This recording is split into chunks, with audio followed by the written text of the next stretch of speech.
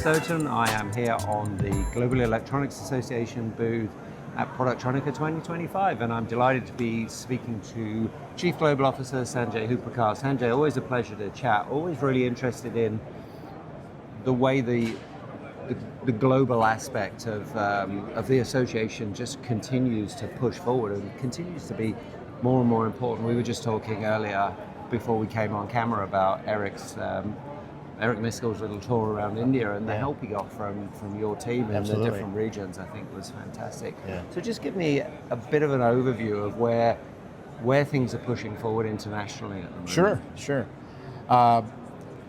Thanks for having me again during the interview here. We're expanding in all regions, as we've talked about 6 months ago. India continues to be the big growth vehicle for us right now. They've tripled in just under 2 years. In terms of membership? In terms of number of certifications. Yeah. Footprint in terms of membership.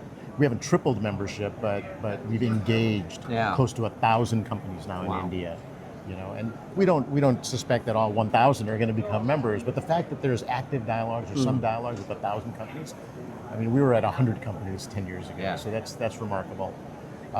Training is still kind of the main vehicle in India. Training is the main vehicle in China right now as well. But what we're seeing coming out of China is a very strong presence now in wanting to participate in the creation of global standards, which some other organizations don't understand how we're able to get China, India, North America, and Europe at the same table. Yeah. But that's part of our DNA, and we manage that. Yeah. Right. India is just beginning to get into now standards development. And when I say these countries are getting into standards development, we are still a global standards organization, but we have decided that it's okay to start. It doesn't matter where you start the standard. Okay. If China wants to start a standard on rail standards, they start, and then the Europeans, who are also very knowledgeable about rail standards, are like, oh, they're doing something interesting there. We ought to engage with that, right? We're getting engaged. And so just through normal, organic osmosis, these things end up being global. Yeah. So it doesn't matter where it starts. It ends up being global. And it really fits our think global, act local model. I think, I feel that's where it's most exciting. And what really excites me about that is that you do have that local representation. So you're thinking about the local issues. You're using that to fire off different initiatives that do become local issues. Yeah. But you're also creating a fierce collaboration between countries that maybe aren't used to playing nice together. And the fact that they do, because they're all part of the same association, and that you can show them a common objective that has commonality in terms of value delivered as well to everybody's members. I think that's super interesting. One of the things that we've been talking about all week with respect to technology is this connectivity and getting data out of silos, but also getting people out of silos, getting people working together. Exactly. And I just think that's something that fits into the DNA of the association incredibly. It does, and if you just look around our booth right now, we have our lead from Mexico sitting having a meeting with our lead in Europe. Right? You mentioned India before. One of the 3 individuals who was working with Eric Miskel earlier in the year, he's here. We have a team from China that's focused here on hand soldering today. Right? And so we talk about global. We live it, and it doesn't matter where the event is. You're gonna see that kind of participation out of Global Electronics Association. All of our regions are going to be at most of these significant events because we're a collaborative organization. Yeah, we're in Europe, so let's zoom in a little bit on what's been going on in Europe. Yeah, I really enjoyed the summit that Philippe pulled off in Paris. I was super impressed because Paris was having a bit of a bumpy time. Yes. You had a fabulous audience. The audience for those events has just grown and grown and grown. Absolutely. And not just grown in terms of the numbers, but in their stature. You don't miss many people of the key leadership from the big EMS companies. No, thank you for saying so. It's been 5 years in the making. We focused, the Paris event that you're referring to in September focused on EMS. Yeah. And we have worked very hard, and Dieter Weiss has been a big piece of that, of getting the top 25, 30 EMS companies to really engage. And what's remarkable to me, having done this now for so long, is there's always this inhibition of, well, can I sit in the same room as my competitor, right? But when you have a neutral third-party nonprofit like us saying, look, we're not here about secret sauce. We fundamentally believe that 80% of the challenges you have are generic universal problems that you all are facing. Let's talk about that. The 20%, you guys can talk about behind closed doors. We don't need that. Competitivity, And when you say that, all of a sudden the tension just comes down. The walls come down. They start conversing.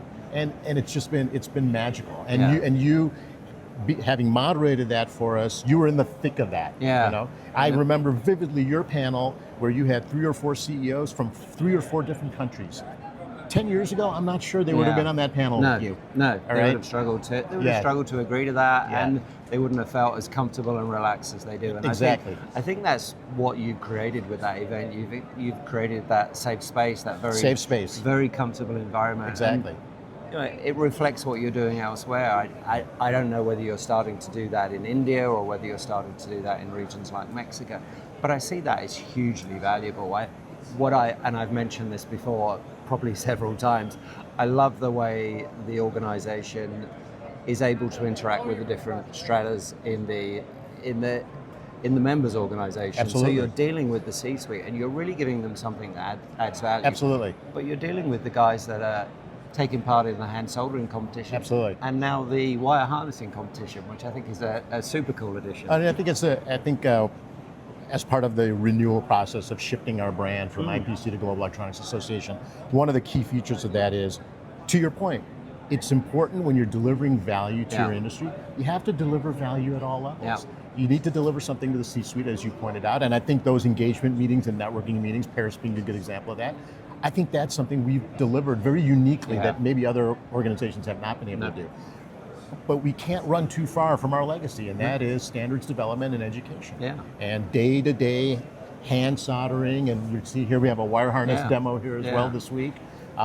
That's important because we still have to maintain that level of delivery in terms of workforce development, and that's a key covenant of ours, is we're here for workforce development. So standards are one thing, but we have to develop tools and deliver tools on workforce. And I think talent is a big part of the challenge facing the industry, and the fact that that is one of the key touch points is hugely valuable. But I think those multiple touch points is where you're able to really add value, where people are getting involved in standards, where people are getting involved in the leadership stuff, where people are getting involved in advocacy, where people are leaning on you for industry insight, the work that Sean DeBravek does, the work that Chris Mitchell's team does, the work that you're doing in bringing together D-Device's work with other resources to deliver insight that is absolutely unique in the industry. I think it's important that people realize that you have to collaborate, you know,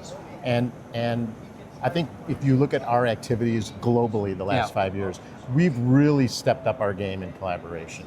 We do it in China, we do it in Taiwan, we do it in India. You're very familiar with the work Lorena's been doing in Mexico. There's a lot of collaborative absolutely there. So that's been, I think, for us, the exciting piece is bringing those people together. And why are we doing it? At the end of the day, we're trying to solve problems. We're trying to help the industry solve its problems. Last comment, Global Electronics Association, feels like it's always been that already, so great job with the rebrand. Congratulations to whoever took care of that. And the URL, electronics.org, where did you have that one hiding? I can let the cat out of the bag now. We actually purchased that, I want to say 8 years ago. Wow. 7 or 8 years ago. And we knew that at some point in our evolution, that would come in handy for us. And when we made the decision to, and I want to make sure that the audience understands that the decision has been in the makings for a while.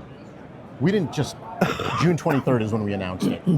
We didn't suddenly become the Global Electronics Association on June 23rd. We've been doing this for 10 years, right? And it just felt like the timing was right, you know? And then we had the URL, as you pointed out. It seemed like just a match made in heaven to get that URL to match with our new name. And it's exciting times. And everyone loves the purple. Yeah, they do. Everyone loves the branding, and I think it's great. Sanjay, thanks so much for your time. Always a pleasure. Always a pleasure. Thank you so much for being here.